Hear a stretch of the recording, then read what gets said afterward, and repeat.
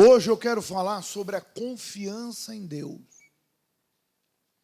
No trecho do filme de Daniel, a gente consegue perceber claramente o que um homem que era fiel passou. E mesmo passando pelo que passou, ele não se revoltou contra Deus. Ele não perdeu o seu princípio. Ele não perdeu o seu foco. Ele não deixou de crer. Certa vez, Satanás, lá em capítulo 1 do versículo 4 de Jó, Satanás disse o seguinte: pele por pele, tudo o homem dará pelo que tem. E veja se não é isso que acontece. Infelizmente, as pessoas não conseguem, não sei porquê, mas a gente tenta mudar isso. As pessoas não conseguem enxergar, ou de repente não querem enxergar, como que o seu adversário trabalha. O diabo disse: pele por pele, tudo o homem dará pelo que tem. Em outras palavras, Satanás quis dizer o seguinte: eu vou tocar em alguma coisa, eu vou agir em alguma área, materialmente falando, porque ninguém toca na minha alma. Eu vou agir no filho dela, eu vou agir na empresa, eu vou criar uma situação na saúde e eu vou derrubar ele. E veja se não é isso que acontece. Hoje você encontra dentro da igreja pessoas que estão em pessoa, mas não estão em espírito e nem em verdade. Que perderam a fé. Perderam a fé no altar, perderam a fé na palavra, perderam a fé nas coisas de Deus. E por que elas vêm? Desencargo de consciência. Hábito. Ou de repente a pessoa até pensa: eu vou acompanhar meu marido, meu filho ou minha esposa. Eu lembro da senhora falava como se fosse hoje: pastor, o senhor está vendo meu marido? Todo dia vem comigo na igreja. Se eu largar Jesus, nunca mais ele volta. Ele só vem na igreja por minha causa. Dito e feito. Ela caiu na fé, ele foi junto. Porque ele estava em corpo, mas não em espírito e em verdade. Então o diabo não é burro, ele sabe. Ele vai criar cilada, ele vai criar estratégia para tentar roubar a minha crença, a minha pureza. Então Satanás sabe, ele quer roubar a pureza da pessoa, quer roubar a fé, a fidelidade. E é impressionante ver em muitas pessoas na igreja, basta só isso aqui, só tocar na pele mesmo, a pessoa blasfemar, ficar indiferente, porque às vezes a pessoa não fala nada, mas ela fica indiferente. O que é uma pessoa indiferente? Estou nem aí. Isso aqui, já fiz. Isso aqui, Deus sabe que eu já fiz. Ah é? Você comeu ontem? Então não come hoje não, por favor. Você dormiu ontem? Não durma hoje. Cansou de servir a Deus? Por quê? O reino de Deus é tomado por esforço. Se a vida te cobra, você acha que vida com Deus a vida com Deus não cobra? Cobra. Cobra que todo dia eu e você guardemos nossa salvação. Como? Meditando na palavra. Igual eu falava para um rapaz que me procurou desanimado. Você lê a Bíblia? Não. Foi por isso que você está desanimado. Você jejua? Não. Por isso tua carne está forte. Eu falei, não tem como, rapaz. Você ter vida com Deus, você orar, você buscar na palavra, e você está sendo vencido pela carne, pela dúvida, pelo sentimento, por desejos. Agora, é óbvio, se você não alimenta o espírito, você espera o quê? Alimenta o espírito. Então, a vida cobra. Todo dia eu e você vivemos uma rotina, ou não? Tu tem que levantar, tem que escovar os dentes, tem que tomar banho. Todo dia tu tem que comer, tu tem que ir lá. E quem tem filho é responsabilidade. Tem gente que, às vezes, você quer ter filho? Tenha, mas não esqueça. Ter filho não é botar no mundo, não, é educar, é cuidar, é levar ele para o caminho de quem? É isso aí.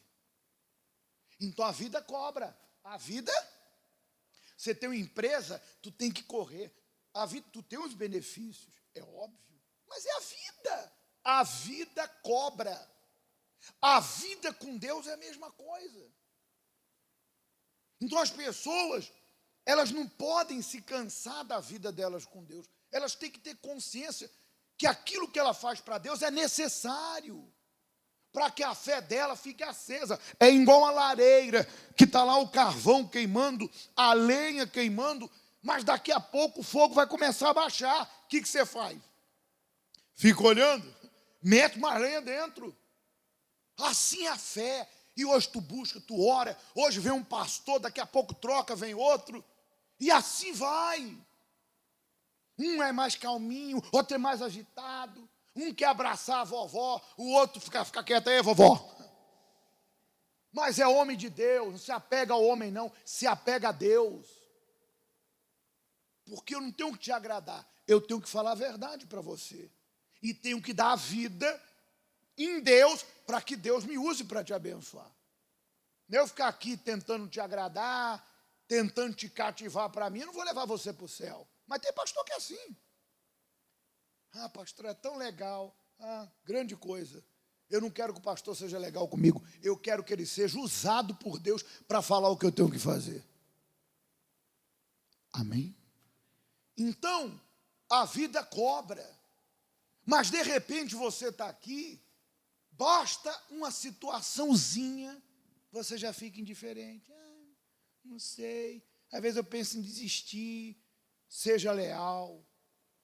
Seja definido, definida na fé. Que Daniel, mesmo naquela situação, ele poderia questionar Deus. Ele poderia desanimar. Ele poderia, naquele momento, dizer, poxa, como que pode? Eu orava 3 vezes por dia, fui leal a Deus, e Deus permite que eu seja jogado, humilhado, envergonhado na cova dos leões. Ele sabia que situações todos nós podemos passar, mas Deus é fiel. Para concluir esse raciocínio, vamos ler aqui Daniel capítulo 6, quando diz o seguinte, versículo 1. Pareceu bem a Dário constituir sobre o reino 120 sátrapas, que estiveram por todo o reino.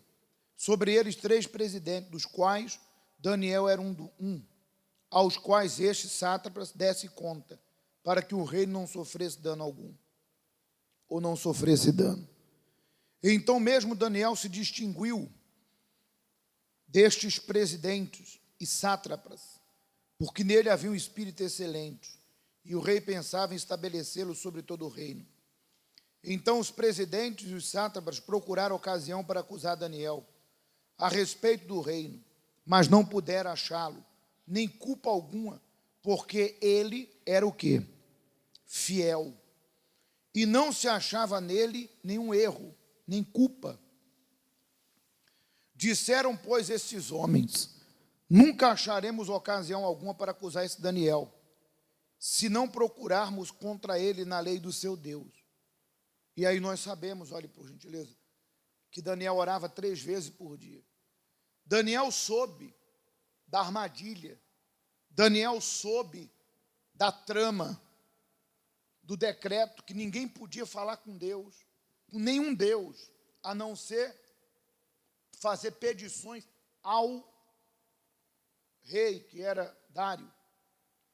E mesmo assim Daniel não se intimidou. Foi no quarto dele e orou a Deus. Versículo 10, leia comigo. Daniel, pois, quando soube que a escritura estava assinada, entrou em sua casa, estou lendo versículo 10, e em cima no seu quarto, onde havia janelas abertas, do lado de Jerusalém, 3 vezes por dia punha-se de joelhos, e orava e dava graças diante de Deus, como costumava fazer. Ou seja, aquela ameaça não mudou o relacionamento dele com Deus, ele permaneceu mesmo. Versículo 11, então aqueles homens foram juntos, e tendo achado Daniel a orar e a suplicar diante do seu Deus, se apresentaram ao rei, versículo 12. E, a respeito do interdito real, lhe disseram, não assinaste o interdito, que por espaço de 30 dias todo homem que fizesse petição a qualquer Deus ou a qualquer homem, e não a ti, ó rei, fosse lançado na cova dos leões? Respondeu o rei, sim, e disse, esta palavra é certa, segundo a lei dos medos e dos persas, que não pode revogar. E aí aconteceu o que nós sabemos. Daniel foi jogado aonde? E mesmo diante de uma situação inadversa, mesmo diante de um problema, ele não deixou de crer, de ser fiel, de confiar.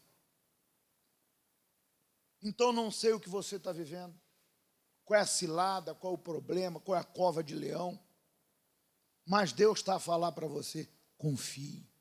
Confiar não é vir à igreja, permaneça fiel. Não negue sua fé, obedeça, sirva a Ele com todas as suas forças, não volte ao vômito, não volte à lama, não fique na igreja indiferente. Seja grato, que você vai ver o livramento de Deus na sua vida, tal qual Ele mandou o anjo e fechou a boca dos leões. Amém?